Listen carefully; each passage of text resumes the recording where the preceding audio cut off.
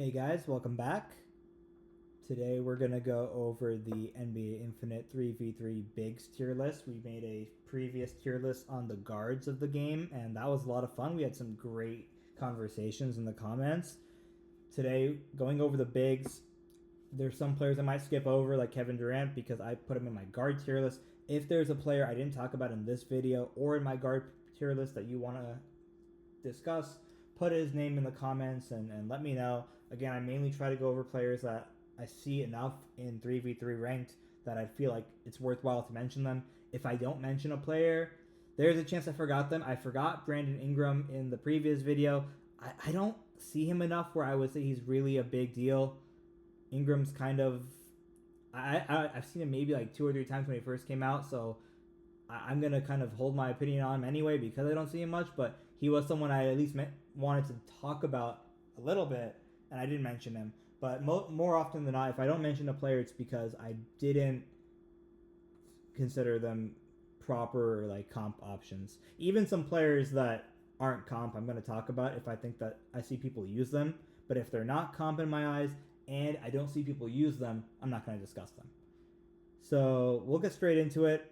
Gonna try to go fast again because there's a lot of players and a lot to talk about. So let's get right into this with Miami Braun. Miami Braun is a really fun player, relatively new player that came out, kind of locked behind that paywall as a prime player. I don't like how they do that. It's gonna only hurt the game, but it is what it is. I would say he's a clear S tier pick. He's not one that I run with very often, but he does everything you want. He's able to space for the three and take pretty accurate threes as well. He can even make his own three with some step backs and with his breaks, so he's definitely a threat.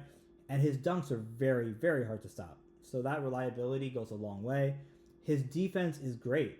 He has much better rebounding and block than even regular Braun, and that alone, I've also, despite his defense stat being relatively low, I see him not get broken by people like Curry quite as much, so he does end up doing really well on defense. He's a lot like Westbrook with defense, if I was to compare him to another player. And Westbrook was an A tier in my guards tier list, but defense is much more valuable looking at bigs, and offense is less valuable. So the reason why I put him as tier is because his defense is enough, and his offense is very nice, and his spacing is nice. So it's defense is the most important thing. Then there's offense, but mainly as a bailout option, and then there's spacing. And this is because I go through things in a two bigs, 1 guard format. If you're running triple big, this guy might be your main guard, and then his offense is more important. And that's not to say that's not a valid strategy. It definitely is. I'm just going over this as if you have 1 traditional guard and 2 bigs. But again, this game has a lot of different team comps, and the type of team comp you're running can change the tier for a lot of these players, and that's actually going to be something that we talk about a little bit later when we talk about someone like, say, like a Giannis and even Miami Braun and Lakers Braun too. So we'll go over that a bit more for sure. Now, KG, I think, is also clear S tier. His defense is just consistently better than Miami Braun, and Miami Braun's already at a good benchmark. His defense is great. But Kevin Garnett is elite. It really is among the top. His steal attempts, his defense, his block, his rebound are all among the highest in the game, especially for the position he runs, and he's very much a threat. Now, his one weakness would be spacing, but even with the fadeaway nerf, his fadeaway 2 is quick enough that you can't fully leave him, and people get surprised. His 3 is better than people give it credit for. Now, a lot of times I run with Kevin Garnett and Curry on the same lineup, and people will double the Curry because Kevin Garnett can't shoot for 3. And that's not a bad strategy. I'm not going to say it is, because honestly, the 3 is very dangerous in this game. A lot of us should be prioritizing the 3 like that.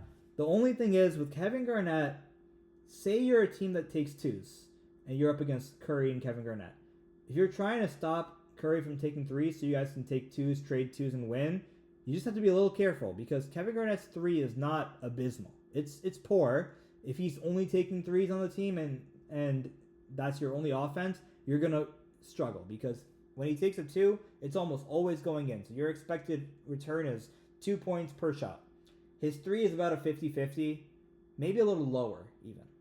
And at 50-50, your average return on every shot is going to be 1.5 points. So it's actually better to take twos.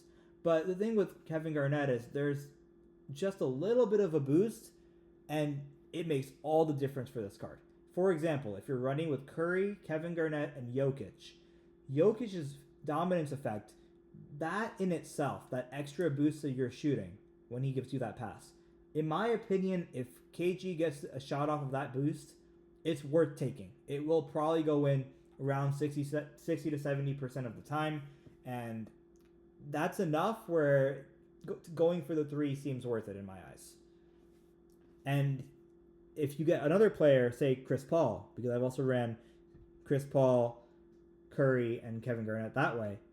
Chris Paul has a layup, fake, and pass, and that's really effective as well because that gives a huge pass boost to Kevin Garnett. I believe it's about as good as the Jokic pass boost from his dominance. So imagine a Jokic dominance pass boost. That's basically what the layup, fake, and pass is. And then because Kevin Garnett is typically guarded by a big, since he's the taller big in a lot of situations, the big is already kind of leaning towards getting a rebound. So the odds of him leaving you for three are pretty likely, especially because he knows your three is not great. Well, with that Chris Paul boost, it's not the worst take. It really is, in my opinion, if you're at a roughly even game, even if you're up a little bit, I think it's worth it. And if you're down, it's very likely to be a way to kind of cheese your way into getting 3 points because it goes in enough where I would say you should get it your first time. You might get it twice in a row as well. And that's a big deal because there are some bigs we're going to go over here that really can't space. And so his spacing is poor because he still can't get his own three very well. He's going to have to space for the corner too. But it's not non-existent like some other bigs that we're going to talk about. Now, the next player on the list here is LeBron James, this time the the Lakers version. And he was an amazing player in Season 1. I would say Season 1 he was here, but just with the new players that have came out, he's going to go down a little bit. His defense is still very good. His Prince of Pursuit level is quite high. He gets blocks, but not as consistently as the better Bron, which just has better stats and roughly equal skills.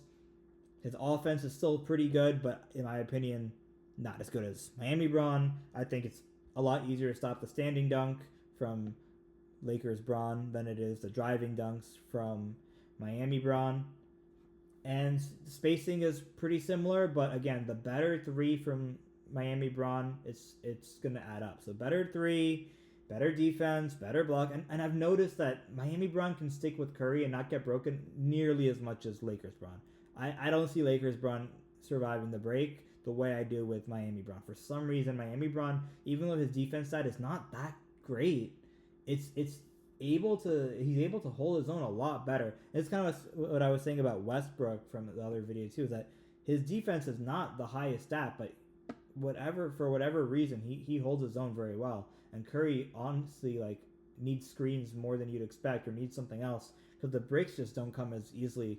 Even Kevin Garnett, he gets broken pretty easily by Curry, even though his defense is much, much higher. So there's different ways the game calculates that. There's some height advantage differences as well, like how Wemby gets broken a lot because of how much taller he is than Curry. It's one of the skills. But even when I read into their skills, I'm always surprised at just how well players like Miami Bron can hold against Curry. But that's my experience, and that's why I'm going to mention that, and that also goes into it. So it's just when Miami Bron has some clear advantages on offense, defense, and spacing with the better three, he has to be a tier above LeBron. So Lakers Bron, back when these guys weren't in the game, was a clear option. Now he's still got good defense. His offense is still good. He's still a quick bailout, but his methods of doing those things are just not as consistent as the better options. Now, the next player on our list here is Giannis. And Giannis is a very tough player to rank because a lot of times I will see people run Giannis with Curry. And if you do that, that's D tier Giannis because his spacing is not like Kevin Garnett. It is much worse. It is much worse. He can't take a three with any pass boost. I mean, you can get away with it maybe if you're lucky, but it's a desperado. It's not something you want to realistically take. And he doesn't have a fadeaway or anything quick either. So if he has a Curry on the lineup, you're going to double team that Curry. It's going to be a 3v2 game. And that's going to really help you. I mean, yes, his alleys are strong, but you can probably get some contest on the alleys as well. So Curry's only going to be able to score if he can somehow get a good screen from the Giannis, but it's tough. You would really need good screens. Whereas if you run him as the main offense and you run like a Giannis double pump spam lineup, that puts him at A tier. It's maybe even S if you're really good at with Giannis. The thing is with Giannis, you have to forfeit spacing. If you forfeit spacing, he's actually underrated as heck, because now you can forfeit spacing and just your game plan is I'm going to get a 2 every possession. I'm going to get it quick, or I'm going to drain the clock so your guard can't get any time to shoot, and I'll score quick 2s in the last minute where the shot clock is halved. And by doing that, you're going to score almost every time. If you're a good Giannis, you're going to score a double pump 90% plus of the time. It's very hard to stop. Even if you stop it, if your teammates are in that lineup, they know what they're doing. Say you have a Kevin Garnett on that lineup, he can dive for the ball after something or go for a rebound to get it as well. But regardless, you're going to be a king of 2s. The problem with 2s in this game is 3s are going to outpace it, and almost everyone's getting consistent 2s.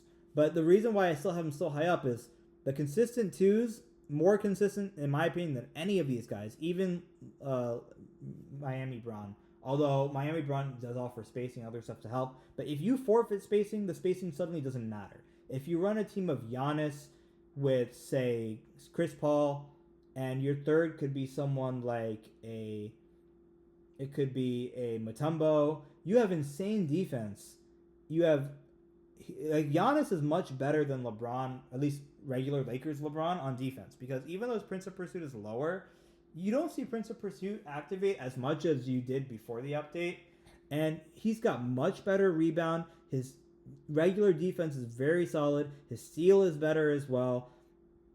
All of these things just make him a better piece. He can guard a bit better on the perimeter than LeBron, which I feel like LeBron really can't guard perimeter. And then, at least against a Curry. Even here, it's rough with a Curry. You probably want someone like Miami Braun to do that. But that's why you have Chris Paul. So if you have Chris Paul on his lineup, Chris Paul guards the perimeter. He guards the drivers. I mean, it's actually very effective. It's just very team dependent. So most of the time when I play against the Giannis, it's somewhere here because the Giannis lineup just doesn't make sense. But if I'm going by what I think he should be rated, it's here if you're running him with the right people.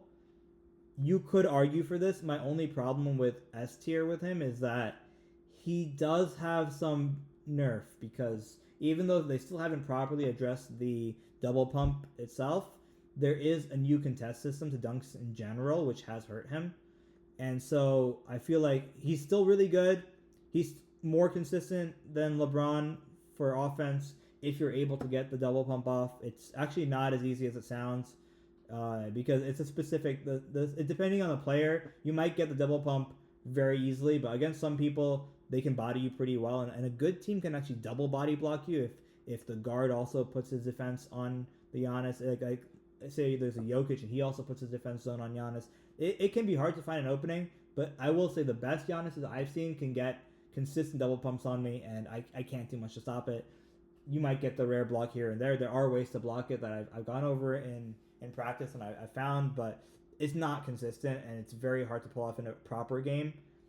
So I would say he's an A tier with the right lineup. But the way most people run him, just you cannot run him with spacers. If you're running him with anyone that spaces the floor, I highly recommend you leave the Giannis and you double team the spacer, and they're going to feel choked, and he's going to really hurt the team. So weird A tier pick. These guys are much more flexible, and just keep that in mind. So if we wanted to average it out, he would be somewhere here. But I'm gonna go by the best lineup I can think of for them. And so with CP3 and like a Miami Braun or something like that, or a KG, it's like what are you gonna do against Kevin Garnett, Giannis, and Chris Paul? Amazing steals, amazing blocks, amazing defense. It is one of the most underrated lineups. It's just a little cringe with all the double pumps. I will not deny that. But as far as effectiveness, Giannis is vastly underrated. Now, Dominique Wilkins is gonna fall into a similar path of Giannis where you spam the double pumps and the different dunks, but the defense is just not there, and that makes him a clear tier worse. And again, if you're running him with anyone that can space, that's gonna hurt, like the same way it hurts with Giannis. But best case scenario, you're running something like Chris Paul and Kevin Garnett again, just maximizing defense, and he will do his job. It's just, well, why would you do him instead of Giannis? Just take the better defense. That's gonna matter. That's gonna matter because you would have no choke point. Whereas if you run him with Kevin Garnett and Chris Paul, he becomes a choke point. He's not a slouch on defense, but he's just clearly worse. So he's got to be a clear tier below, maybe even 2 tiers below. But I would say if you have the right lineup, he's here. If you have the average lineup I see with Dominique Wilkins, he's over here. So that's with best possible lineup. Jokic is a tough player to rank. He's very strong with a 3-point shooting guard because he gives amazing screens. His rebounds are great. His spacing is good as well. He's able to do a lot, but defense is so important in this game. And I think that really hurts him, that he's just a very easy guy to score on. He really takes away a lot of the pressure on your team. You can't pressure the other team quite as much because they always know, like, if their strategy for 3 isn't working, they're probably going to just dunk over the Jokic or get something off over the Jokic. And there are ways to really minimize that with Jokic. Like, a good Jokic can give a lot more help than you'd realize, but it's just enough where I think it brings him down to A. I think he's definitely closer to S than he is to B. There's no doubt about it. I actually think with the right lineup, he's A, but with the average, like if you don't have a Curry, or I guess now with or Murray because of his boosts, he's probably more like a B to C. But with a Curry or a guard, he can do a lot, and it's a very interesting card because there's a lot of skill to how you play the screens, the rebounds, the help defense. I just think the lack of defense, though, at the end of the day, is gonna bring him down compared to these guys. I think it can help if the guard needs the Jokic to get their threes, then he's here for that person. But if you have a guard that doesn't need the Jokic and can get his screens from KG, he struggles to have as much of an impact because the defense is just always going to hold him back. So while these guys can do a bit of everything, he has a clear flaw. He's still very good despite that. A is still a very great tier. And I actually run with Jokic a lot. Compared to the other players on A tier, I run with Jokic much more. I'm a big fan of Jokic. You just have to figure out when as far as effectiveness goes, there are going to be some games where he's just going to be the leak, and you got to hope you outscore. And with him, that's your best chances. Even before the update, you're going to slack on defense no matter how good of a player you are, because at the end of the day, he doesn't have the same block and the same stats. But you're going to have so much outscoring potential that you're going to really use that to kind of go to your victories. And it's a valid strategy. It's just one where I always get a little bit more worried because he can make the easy games 10 times easier. Like, you can win by 20 points, whereas with someone like Kevin Garnett, you would only win by 7. But in a hard game, he's the liability. And his offense could be the key to winning that hard game, or his defense could be the reason why you lost, right? So it's very polarizing. I think in the hardest scenarios, he falls down to A, but against easy opponents, he's a clear S. And A is still good. A is still good. I'm not trying to say that as if he's a bad player. He was my first player in Infinite back when the game first came out. He was the first big I had gone to, and he was great. And he's still great. He's still great. You just got to be mindful of his shortcomings. Now, Wembanyama had gotten buffed. He got a strength buff, and that definitely makes him better. I always find Wemby to be clunky. I want to put him somewhere here. I'm kind of organizing this left to right, but not really, because if you run Giannis as a main offense, he's going to be more valuable than Jokic, but it just depends. But at least compared to LeBron, I want to kind of compare him more to LeBron, because I feel like he would replace LeBron. You'd have a lot more defense, but you'd have a lot worse of a bailout option, although your catch and shoot 3 is better. His strength boost is nice, but strength is not the greatest stat. I feel like even when I was using LeBron with 900 whatever strength, people would power juke me all the time. So I'm still just worried about he just feels slow, and it's kind of hard to get the blocks off with him. I think that Kevin Garnett is just clearly better. That extra speed, that extra steal, he's just a lot more fluid. He opens up a lot more plays. But Wemby is tough because a good Wemby can honestly be very threatening. He can get a lot of blocks. I just feel that Kevin Garnett is a direct comparison, and he just does a better job on rebounding and on blocks and on his defense, and he's got better speed and he's got better steal. So I just think that kind of outclasses Wemby here. And then I don't remember if I went over Kawhi. I wouldn't go over this Kawhi anyway. I think I went over in my guard video.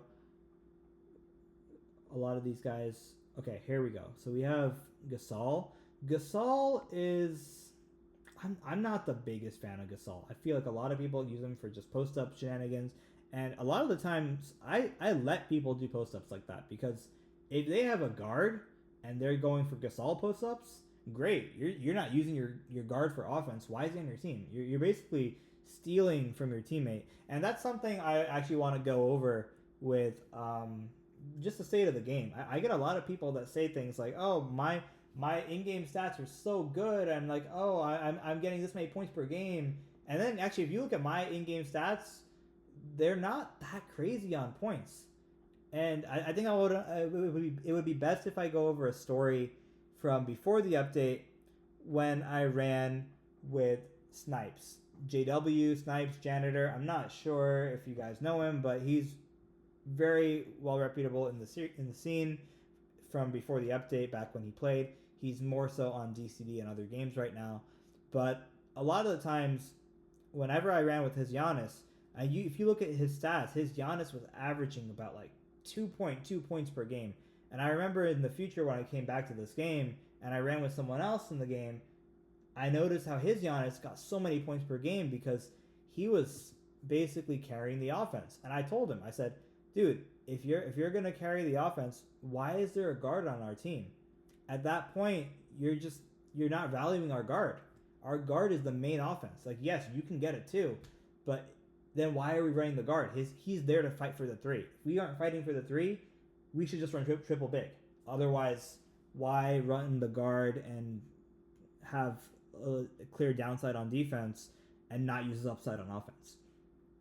Whereas Snipes had almost no points per game because he was so good at this on the screen game, on calling alleys, not to score them, but to space for Freya, our guard, to score threes with Curry. Even bailouts, usually our Curry was able to get a bailout too or something. So he didn't score much, and yet his win rate with Giannis is better than the vast majority of Giannis's I've seen in the game because he didn't play for points with Giannis. It's very easy to play for points. A lot of Gasols I see, they play for points and they go like, oh, look at me, I got so many points. I'm so much better than these other guys. But if you're sacrificing your teammates' points and they have better scoring options, your stats are empty, right? At the end of the day, to me, it's about winning.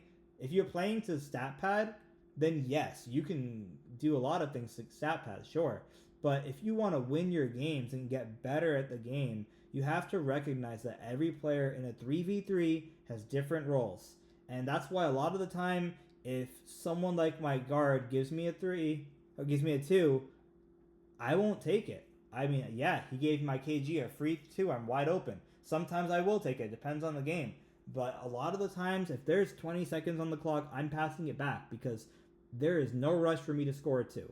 We get a 2 almost every possession. I'd rather I lower my stats if that means my Curry gets all the points because a Curry 3 is better than any offense I can come up with. Even if I break my guy and get a 3, my 3 is just not as consistent. So you really want to maximize your teams, your roles, your composition. That's why a lot of these players are composition heavy like Giannis. That's why players like Gasol, yes, he has a fun post-up, but his defense is just not there. And here we have to maximize the defense because that is the value you bring as a big in the vast majority of cases. If you're running LeBron as the main offense and you're running triple big, now he's a guard, it's different. But in the vast majority of cases, you're running two bigs, one guard, and in that case, the defense has to be better than what Gasol offers. So to me, he's a clear B tier, very average. You could even say he's C tier because even if you are running his offense, say you ran like a triple big, with Wilkins, he can be a very consistent main offense. If he is your main offense, you're running triple big, it actually doesn't work because then the post up gets. You're going to actually start guarding the post up because now they don't have a three, so you're going to guard the two because there's no reason to let him score twos. Before, it's okay if he scores twos because he's hogging the ball away from his team's Harden or his team's Curry. But if it's triple big, you're gonna actually pay attention to his post up stuff. If it's two bigs and a guard, what's he really gonna bring to the team? I don't know. So actually, yeah, he's not even Wilkins' level in my opinion. Now, Kemp is very similar to Wilkins. He's all about the dunk, and so I've kind of gone over this already. I don't think there's much to differentiate here. If you use them right, they're gonna score twos every time. But their defense is just clearly worse than Giannis, so a clear downgrade. But B tier is usable, right? These guys are workable. If you have the right triple big lineup with these guys and you have the defense, it's gonna work. It's gonna work for defense, for offense, and you're still gonna have like Kevin Garnett helping Kemp or Chris Paul helping Kemp on the perimeter. It's just, at least with Giannis, all three places to score for the other team were very well defended. Whereas with these guys, 2 out of 3 could be well defended with Kevin Garnett, Chris Paul, or something like that. But now you have someone that's a little bit weaker. Not a freebie, but definitely a downgrade. So I think B tier is pretty fair. Embiid is such a fun player until this update. I used Embiid a lot before the update. Now it's really kind of the same as Gasol. I mean, his defense is better, so I guess that alone puts him up a tier.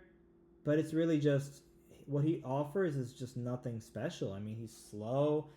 His rebound is fine for sure. His defense is better for sure, but his offense is not the level of these guys. Like, these guys can carry a team, and that's why Wilkins and Kemp are at the B tier. They're just, again, a worse version of Giannis, as I said. Embiid just, it's hard to find a team that works with him. Like, why would you run Embiid? I don't know. I don't know where you would run Embiid compared to other options, because if you want better scoring, you have better scoring up here. If you want better defense, you have better defense. I mean, I guess even spacing is just like, you have better spacers. His three is not very good, so it's just like he's okay at everything. He can go in the B tier. I guess he doesn't hurt the team, but he also doesn't help that much. So I'm not sure where he really fits. He just feels like an awkward player in the current meta. Whenever I see him, typically he doesn't do much of anything. So I don't see anything about him, but I do see people use him, so he's at least worth talking about. Now, Towns I see a little bit more often, and I'm also going to put him on the B tier because the defense isn't there. It's not garbage, but it's bad. And his three is threatening, I guess, but I feel like if a big is paying attention, they really shouldn't get hit by Towns very much, especially if you're running someone like a Kevin Garnett or like a Miami Brown or someone in the top. Really, like, how often is he going to get a three on these guys? He really shouldn't. He should be blocked most of those times. So again, I'm looking at all of these players with the optimal teams. Even though Kemp I don't love in the game, I'm going to give him the best possible chance. I'm going to give him Kevin Garnett. I'm going to give him Chris Paul. I'm going to say that's the best lineup I can come up with, and that makes him a B tier. Most lineups, he's C or D. With Towns, I also same thing. If you're going to play best lineup, you got to play devil's advocate and say what's the worst lineup. And most of the time, he's going to have someone on him that's not going to let him get a free three off, and then he just doesn't offer enough on the defensive end. And again, like, even if his offense was good, he would have to be the main offense to really get that much value out of it for that three. You're going to want the guard to have most of the ball. So I've seen a lot of people use Towns. I don't see the hype. I'm not a big fan. He can work, right? He's not garbage. He's probably better than Embiid. But I just think it's risky to give up defense. It's kind of a gimmick to get threes with Towns compared to, like, in tough games, you're going to want more stable options. Now, we can go over AD. I do miss AD. He used to be a lot better. He's got better defense than some of these guys, sure, but he can't space. He's a little slow and clunky. He doesn't have anything that really sets him apart at A tier. Nothing that really goes like, okay, well, I'm getting a good trade-off. His trade-offs aren't there. He's just a pretty average player. You could say he's maybe C tier, but I think I mean, honestly, maybe a lot of these guys should be lower. At least these guys have a clear win condition. These guys, I just don't see it. I don't see the reason. So it's a little controversial because normally I would say these are the same kind of tier. I'm not a big fan of Wilkinson Camp, but at least if I was to use them, I would have a very clear reason for it. I don't see the reason why you would pick AD. I just think like why would you ever pick him over someone like Kevin Garnett? It's just a clear difference. There's no edge. And so for that reason, I think he's got to go down. And I guess you could even say that these guys no clear edge to Giannis. Why would I put them only one tier lower? But at the same time, they're able to do a lot because they're running the whole offense. His defense will not carry a game the way that these guys can carry a game. So it's tight. You could even put these guys on the C tier, but I think that at least this makes more sense. I would be more worried about this. If I see Davis, I'm just thinking they just don't have a better option, which means they're not playing very optimally. Now, Jay Smith is kind of similar. He's got better defense though, so he's like top of B, I guess, if we were to go left right here, which sometimes I'm deciding to do and sometimes I'm not. So I don't go left or right. Just go by the tier because I can't decide within the tier. But I mean he's a bit better than Wilkins and Kemp because he gets the dunks, but his defense is a bit better. He's nothing crazy though. It's still just Giannis to me seems like a better version. And I will admit, if I had to compare all three of these, I don't have the biggest comparison because I see them play the same way. I'm not going to pretend to be an expert on all three. Whenever I see them, my team's strategy ends up being the same, and it's been working. And I haven't had enough of a threat from these guys where I'm like, okay, I got to really do a deep dive on what makes each one individually better. So maybe someone else could do a better job in the comments comparing these three. To me, they're all. There's only so much I care about when their strategy is overall the same. And so like I know one of these three has a bad mid range. I think it's Kemp, whereas maybe Smith has a better mid range or maybe even a potential three. But I don't think his three is that high. I think you can leave him for three, but double check me on that one. If you can't leave him from three, that definitely makes him better than these guys. But overall, you can just fully double the guard with most of these guys, and they can't really help their team that way. But it's just very clearly that these four are running the same kind of strategy of go for twos and choke the other team on three so that they're also going for twos, and then if we have the defense for one stop or two stops, that could be all the difference. And that's an underrated strategy. It can work surprisingly well. People don't realize that, but you don't need threes in this game. Like, yes, you will lose to a good Curry and he will outscore you for threes, but if you have a really defensive team and you're getting twos after twos every time, and you're threat on defense where they can't get twos every time because you're going to get one or two stops that's going to change the game, that is, in my opinion, just as valid, and it really creates an open game because twos are very consistent. With Curry, he could miss threes a good amount, and so all it takes is one extra rebound or something, or one lucky steal, and a team with Giannis, KG, CP3, for example, that could get that steal, and suddenly it's a very tall order. You'd have to make a lot of threes because one missed three can really change the game. If the other team gets it and they get a two, that's a big difference. So it's underrated how valuable this strategy is, but maybe that's a good thing because it's a very cringe strategy when everyone's just spamming dunks. But as far as how well it could work in the meta, it could definitely work. Chris Bosh, he's just very average. Like I don't see a game plan with him. I mean, yes, he can space, he can get dunks well, fine, but he's just very easy to read when you're against him. You can block him pretty reliably and contest him very well. Actually, my teammate Bandito covered him really well on how to defend him, and he's very stuck, and his defense isn't there. So it's kind of like Gasol. Like what are you running him for? It's all of these guys. I'm kind of splitting hairs on as far as C or D tier, even the B tier. I think really like I would only look at these players at A and S because again, there's just clear downsides, even if they can still work. And then all of these, I'm just thinking, why? Why? I don't know why for Bosch. So unless someone has more of an insight to that, I gotta put him very low. I don't care that his dunks are very consistent because they're not as consistent as a double pump, and his overall abilities, especially on defense, are just clearly outclassed. Now we've gone over a good amount of players. We have Mutombo. The problem with Mutombo, I love Mutombo. I think he's very interesting. I play him in all my AI games because in bot games, you still get the credit for the ranked game. And if you play, I think, 500 ranked games with Mutombo, you get a 10% boost. So it's a 1% boost every 50 games to your block stat. So you can have over 1,000 block if you play 500 games with Mutombo. The problem is his spacing is Giannis level. Now his defense is actually quite elite. He would only work with a team that goes for twos like Giannis, because if you run a team with Curry and Mutombo is even worse than Giannis on spacing, which is just miserable. He can't score at all. He can't space even for the two. So that alone, most of the time when I see him, he's over here.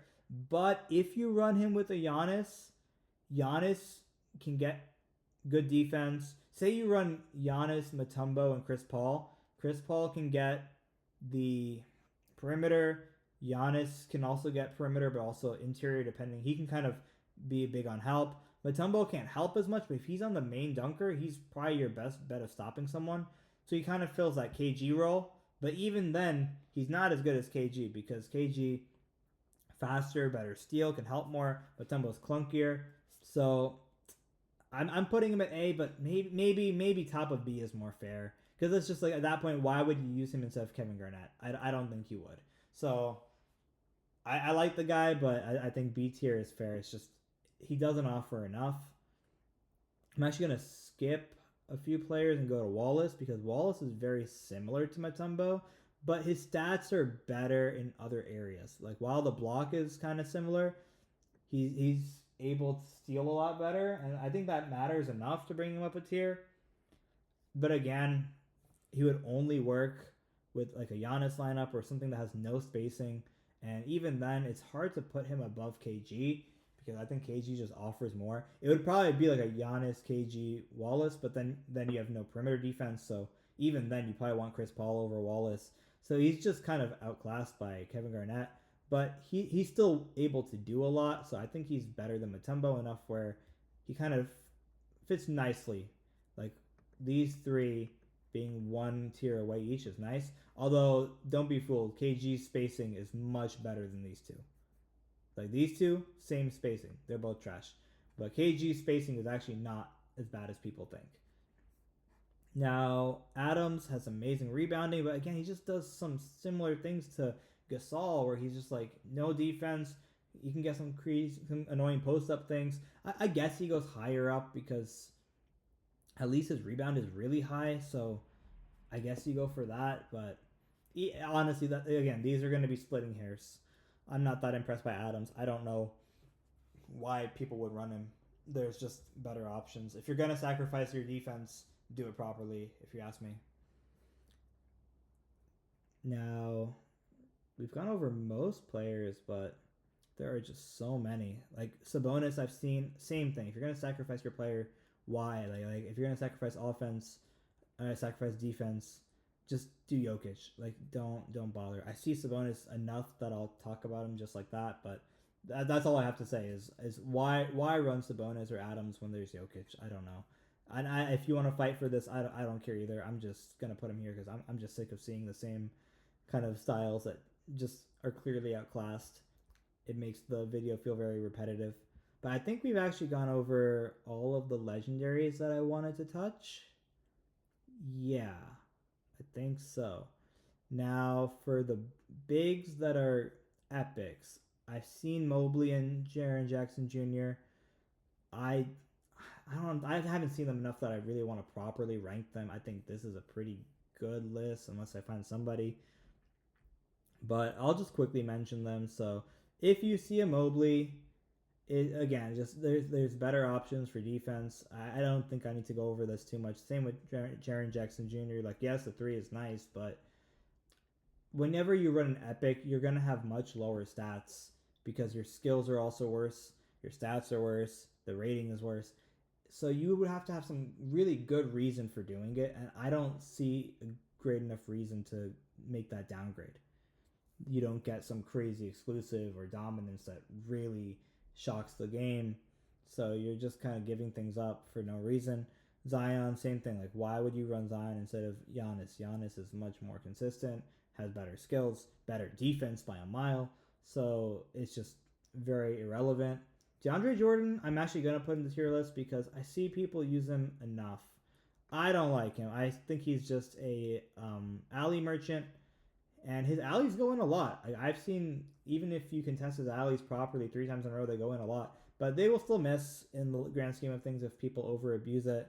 And again, he just doesn't offer enough on defense. So it's kind of like, okay, you can do a couple things here with him maybe, but you're not gonna. I would even put him here. Like, you're gonna go for these really consistent twos like the post up and all that, but it's not anything threatening. It's not gonna win a game really. It's just you're taking time away from the other guy's hands. I guess he's a little bit better because at least instead of post up, alley is quick, but it's really fine lines there. It doesn't matter that much.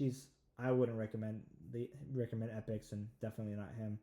Bam, I don't see very often, but same thing. Like, you run into epics, you're basically at a disadvantage from the get go, and there's just better options because of legendaries.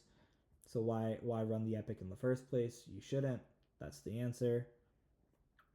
Barnes, I've not seen since the update. Maybe 1 time or 2 times, but same problem. Better options. Gobert, same thing. I don't think I've seen him once since the update. Divac, I've seen more options. I mean, I've seen him more often. He can space better. He can get the three, but only if he's the catch and shoot option, and his defense isn't anything crazy. So again, like here, I guess just because I've seen him enough to maybe talk about him. Porzingis, very slow. Yes, he can get a three, but this one's worse than Divac. I mean, maybe not. They're both kind of irrelevant. I don't know much about Porzingis. I don't see him much either. Maybe he doesn't even need to be on this tier list. So actually, he's not on the tier list. Forget him. Same with Buncher. I don't see him. Draymond, I don't see him much. I know he was more popular before the update. I didn't like him back then very much either. I think he's even worse now. Like his gimmick is interesting where he stumbles the opponent, but it's nothing that really. I feel like usually it's people overrate it. It's not enough to go into an epic card. Epic is a big downgrade, and he's a low epic at that. He's really not even the level of others. Chet Chet is not as good as he was before the update. Again, back when you could get him for free, he was a great value, and he was actually better. Not as usable now. I'm not gonna bother with any of these guys. I just don't see him much. Turner, I see people will use him for three and stuff like that. I'm not that impressed by Turner. I don't think he does enough. I see him enough that I kind of want to rank him, so I'll put him here. But I don't think he's that good. That's basically what I want to go over. Again, I'm not gonna go over these guys. I don't see them enough. Yeah, I think that's everyone. If I'm not recommending epics, I'm definitely not recommending the rookie cards, and that should be everywhere. So yeah, that's everyone. That's the whole lineup. Not gonna go over the rares, and that's it. So hopefully you guys found this interesting. I tried to give enough information without being repetitive and boring, but unfortunately, a lot of these people do feel kind of repetitive in my eyes to other players. So that repetitiveness was bound to happen. I really like LeBron and KG, but that doesn't mean that the team should always be these two bigs. Like, just because they're both S tier and Curry is S tier doesn't mean that the team has to be Curry, LeBron, Kevin Garnett. It can work, but it doesn't have to be. Some of these other guys become S tier with Curry or with a certain lineup. Again, like Giannis could be S tier if you run him with the right lineup. If you run Giannis with Kevin Garnett and you run him with Chris Paul, he could be S tier. Jokic can be S tier depending on the opponent's lineup and how you play him. So a lot of it can change with lineups, but for the most part, I think these are pretty fair spots. I tried to give them what you'll usually see. and you can always pick your teammates. As in, like, I want my teammate to be a Kevin Garnett or this player. If someone you know has that card, obviously it's not easy to get the prime players, but enough people will have it that you can normally add friends that will run certain cards you want. So you can create the team you're gonna build and run with pretty regularly if you have friends who have different cards. But you can't pick who you're gonna go up against. So if you could just always run a Giannis lineup and just be like, okay, we're not gonna run against a Curry, we'll be fine. And you honestly will be pretty fine. But once you run into a Curry, if you don't have any perimeter defense, it's gonna really hurt. And even with perimeter defense, if that Curry gets a good break or two, then it's still gonna hurt. So for the most part, though, I think this is roughly. I'm pretty happy with my lineup here, with my rankings. I really like these five. These five are kind of my sweet spot of players I tend to see. I don't run with any of these guys. I don't run with any of these. I use Mutombo for jokes in my bot games whenever we get bots. And same with Wallace. Maybe I'll use him in bot games, but unless I'm running with a Giannis, I'm not going to run Wallace ever. Even then, I'm probably going to run Giannis with KG. But yeah, I think I've kind of gone over everything I wanted to for this video. This was a lot of fun. Let me know if you guys want more content about NBA Infinite. We could definitely have a video on team comps. I think this kind of became one on team comps because unlike the guard, the bigs kind of have to work together. The bigs usually have two of them on the lineup, so the guard could work really well with the right big, but also a lot of guards like to ISO, and they just need somebody that can screen, and a lot of guards can do that, and even then they might want fully to be left still into ISO, and that actually works. Like before the update, that was not a thing. Now screening is actually not as powerful as it used to be, and ISO play is a lot stronger. So it's more about how do the big synergize together. Things like that do change things up, and so that's why I felt like I kind of had to talk about the different team comps in this. But I could go into more detail on team comps if people want, or on anything else. Feel free to mention your thoughts in the comments. But until then, I will be off. Hope you guys are doing well, and I hope to see you guys soon. See ya.